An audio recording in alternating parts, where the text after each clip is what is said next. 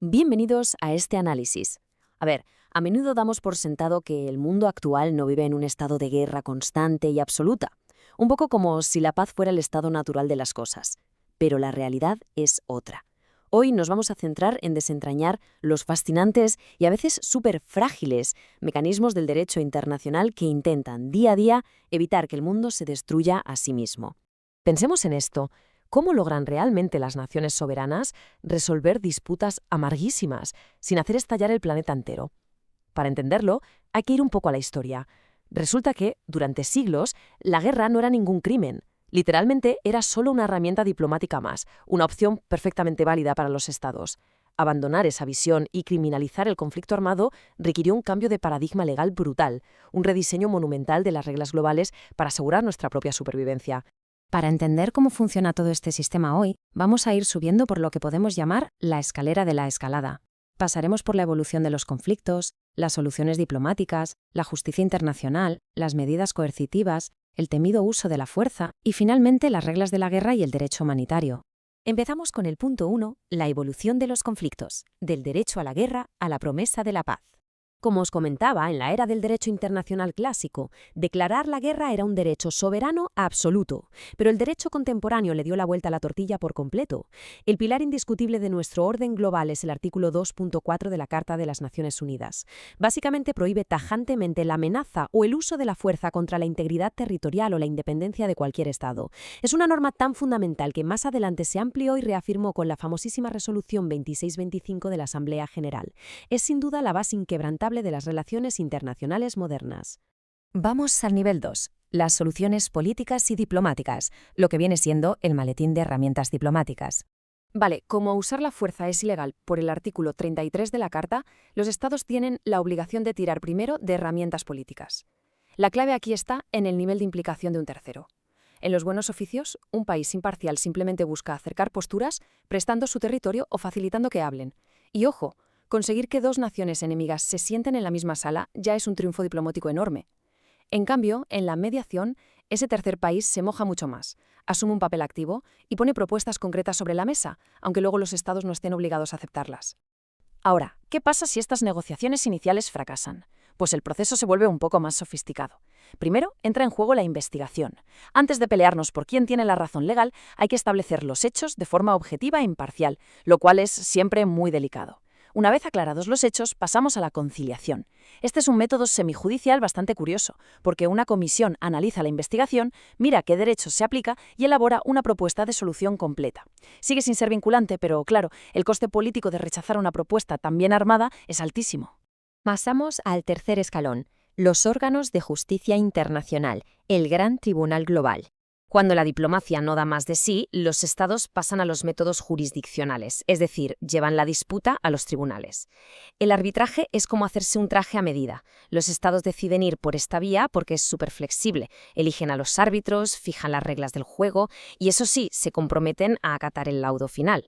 Por el contrario, la Corte Internacional de Justicia representa todo lo opuesto, la solemnidad e institucionalidad absoluta. Es el tribunal permanente y supremo de nuestro vecindario global.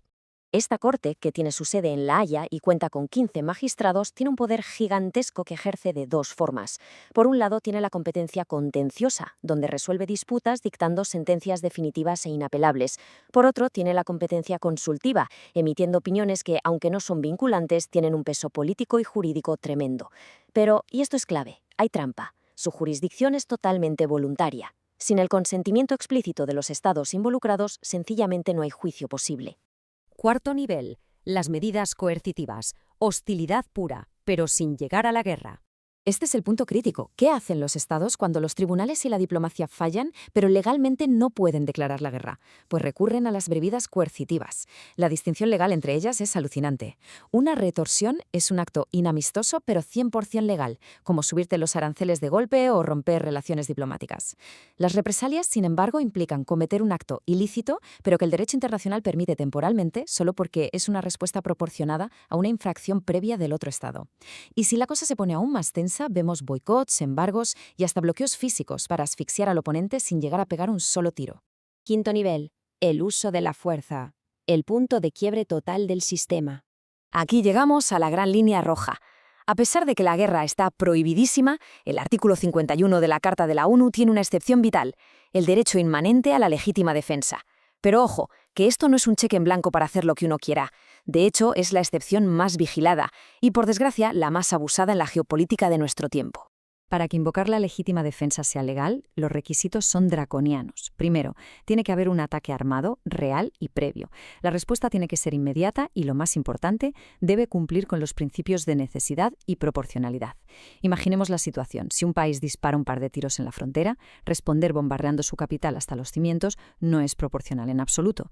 El derecho exige contención y obliga a notificar cada movimiento inmediatamente al Consejo de Seguridad de la ONU. La única otra forma legal de usar la fuerza en el mundo actual la encontramos en el capítulo 7 de la Carta. Y la diferencia es clave. Aquí ya no es un Estado buscando defenderse por su cuenta, sino que hablamos de seguridad colectiva. Es el mismísimo Consejo de Seguridad de la ONU autorizando acciones militares conjuntas exclusivamente para mantener o restaurar la paz internacional, básicamente actuando como la policía del mundo. Y llegamos al sexto y último nivel, la guerra y el derecho humanitario. Las reglas que rigen cuando todo lo demás ha fracasado. Esa frase lo dice todo. La guerra es la máxima expresión del fracaso diplomático. Y fijaos en cómo ha cambiado todo. En el derecho clásico, las guerras empezaban con unas declaraciones formales súper protocolarias y terminaban con grandes tratados de paz. Hoy en día, como la guerra es ilegal, los conflictos estallan de repente y la comunidad internacional se vuelve loca intentando lograr un simple cese de hostilidades para parar la sangría lo antes posible. Y aquí nos topamos con una paradoja legal increíble. Incluso cuando los estados se saltan la regla suprema e inician una guerra ilegal, hay otro conjunto de reglas esperándoles.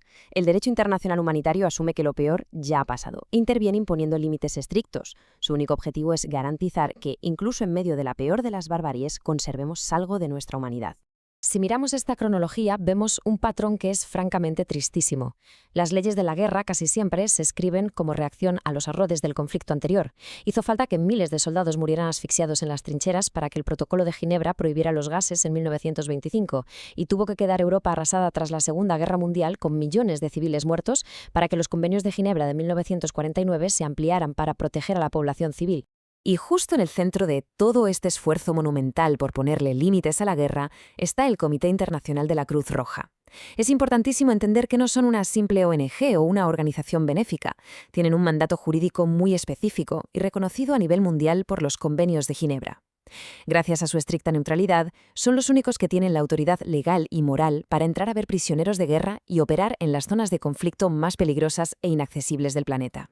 Todo este recorrido nos deja sobre la mesa un pensamiento final verdaderamente provocativo. Si el derecho internacional ha ilegalizado la guerra sobre el papel y hemos construido toda esta enorme escalera institucional para evitarla, ¿cómo podemos garantizar una paz real y duradera en un mundo donde los estados soberanos siguen teniendo en el fondo la última palabra? Es un dilema brutal, una paradoja enorme, que nos invita a seguir cuestionando las propias reglas de nuestro mundo. Gracias por acompañarnos en este análisis.